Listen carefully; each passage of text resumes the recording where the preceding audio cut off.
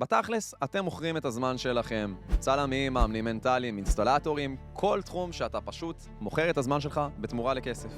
כשאנחנו מוכרים שירות, אנחנו בעצם מוכרים את הזמן שלנו או של העובדים שלנו. נורא פשוט. אנחנו נותנים שעה, ובתמורה אנחנו מקבלים 200 שקל. זו דרך לג'יט לעשות כסף גדול. זאת הדרך הכי טובה לעשות כסף ב-2026. למי שלא מכיר, SaaS, Software as a Service. בתכלס מה שזה אומר, אתם בונים תוכנה, והיא נותנת את השירות לאנשים. תחשבו על Dropbox, או על Drive, או על Monday. צוות מתכנתים בנו תוכנה, ואז אתם מגיעים, מכניסים את האשראי, משלמים לתוכנה, ואתם... אף אחד לא עובד בשביל שאתם תקבלו את השירות. אתם פשוט משתמשים בתוכנה ועל זה אתם משלמים. מה זה אייג'נט? אייג'נט זה בעצם לקחת תהליך שיש לכם בעסק, ואז בעזרת AI אתם מפרקים אותו לפעולות, והאייג'נט מחליף עובד. בגלל זה נקרא אייג'נט. AI שמחליף עובד.